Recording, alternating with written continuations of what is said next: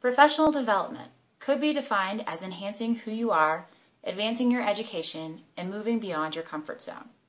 As far as enhancing who you are, it's a little bit introspective.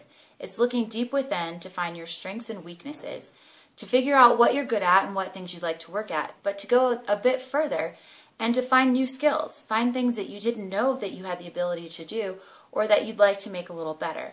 From that stance, you just want to become a well-rounded person. And being well-rounded means that sometimes you're good at a lot of things and sometimes you have two main strengths, but one oddball strength that just comes out of nowhere.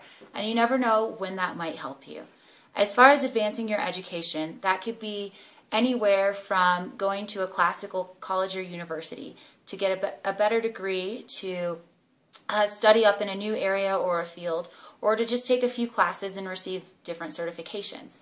To take a different approach, there are often conferences and seminars that you could attend, such as one that you might be attending today. For conferences and seminars, a lot of them are broken down into different topic areas, and they could be anything from leadership to coaching to project management, and the list goes on from there. If you take a look at some of the conferences and seminars that are available to you, you might find that they'll teach you some valuable skills for your working careers.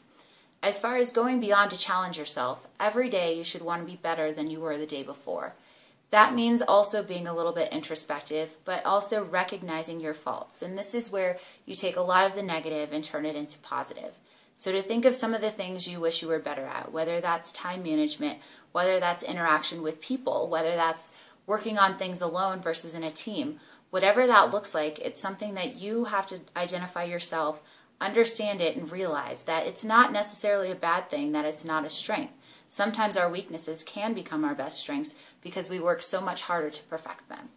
So with all that said, professional development could mean a variety of things. Specifically in the sports world, I think enhancing who you are comes a lot from the coaching and teamwork perspectives. Enhancing the type of team player you are in the office or on the field or as a referee. Are you the person people look to and count on, or are you the person who people wish would work a little harder or be a little more committed? In those words, I ask you to just take a second and look deep within yourself. What are some things that you bring to your team? What are some things that you wish you could bring to your team?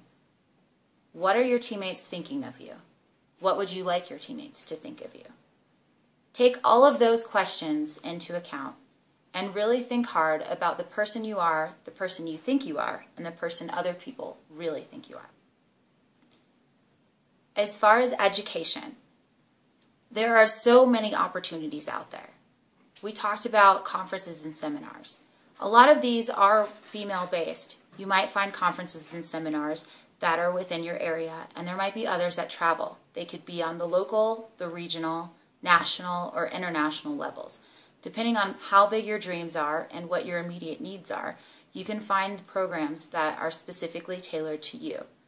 I challenge you to look for conferences and seminars in your area first. Start at the local level and find out what types of things you're interested in. What are you gaining from these programs, and how valuable are these?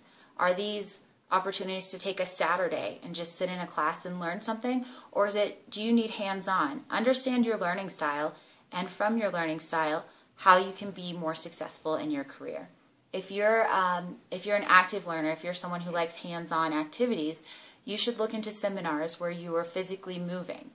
If you're a person who just likes educational opportunities, if you're a reader, then find seminars that are more based on lectures and reading.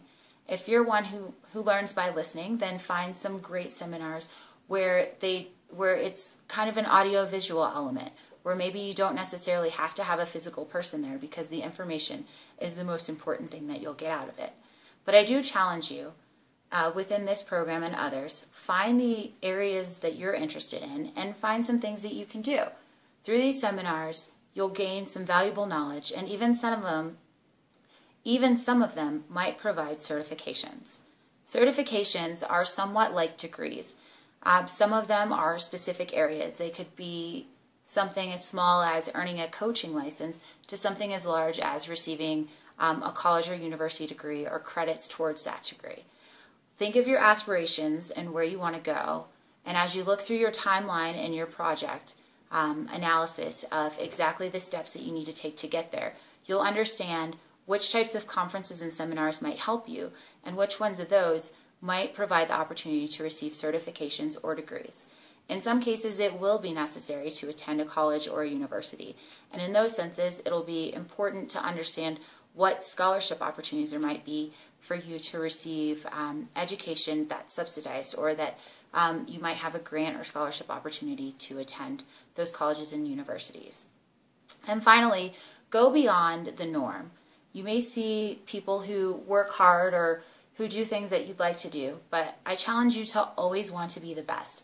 Never settle for just enough. Never settle for this is what everyone does. Always, always, always strive to stand out.